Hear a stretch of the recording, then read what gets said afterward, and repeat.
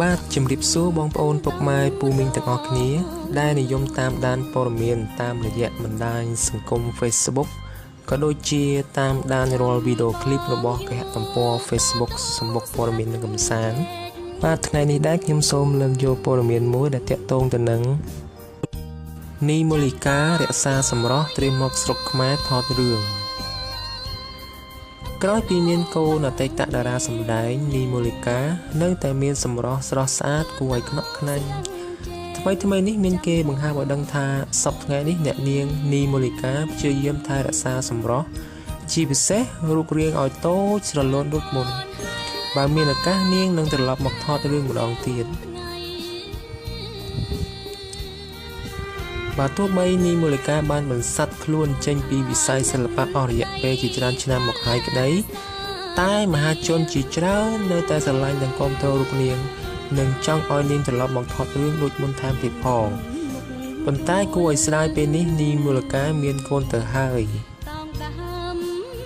ថ្មីនេះមានគេបង្ហាញឲ្យដឹងថានីមូលីកានៅតែស្រឡាញ់សិល្បៈបើអាចទៅរួចថ្ងៃណាមួយនាងនឹងត្រឡប់មកសម្ដែងម្ដងទៀតប៉ុន្តែយ៉ាងណានោះគេមិនទាន់ប្រកាសថាស្វាមីនិងក្រុមគ្រួសារយល់ព្រមឬយ៉ាងណានោះទេ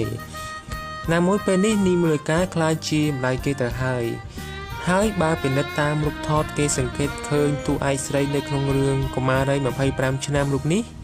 នៅតែស្រស់ស្អាតមិនប្រែប្រួលនោះទេ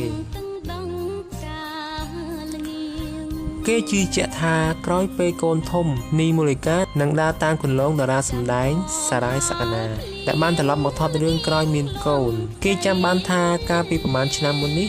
នីមូលីកាក៏បានថតរឿងកុមារី25ឆ្នាំវគ្គ2រួមជាមួយសារ៉ាយសក្កណាដែរនីមូលីកាត្រូវបានគេចាត់ទុកថាជាតារាសម្ដែងស្រីដែលមានសំណាង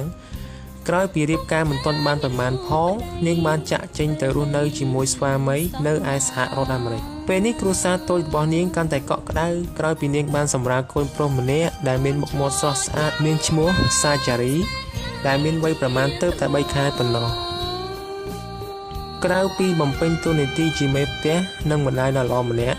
នីមូលីកាក៏កំពុងតែបន្តការសិក្សាផងដែរ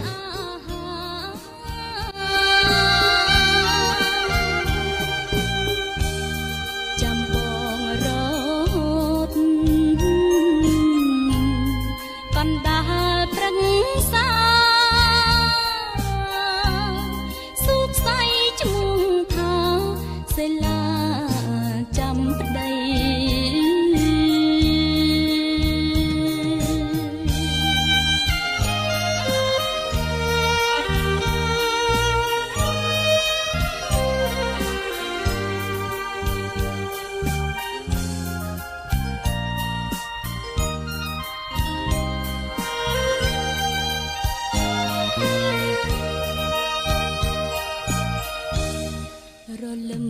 តង់តង់តឹងដងផ្កាល្ងៀង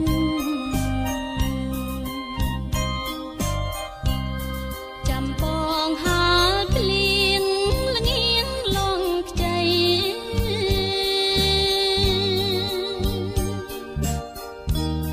ចាំពីពេលបាទខ្ញុំសូមអរគុណចំពោះការតាមដានព័ត៌មានរបស់លោកអ្នកថ្ងៃនេះសូមចុច Subscribe ដើម្បីទទួលបានព័ត៌មាននិងវីដេអូកម្សាន្តសម្បូរបែបអរគុណ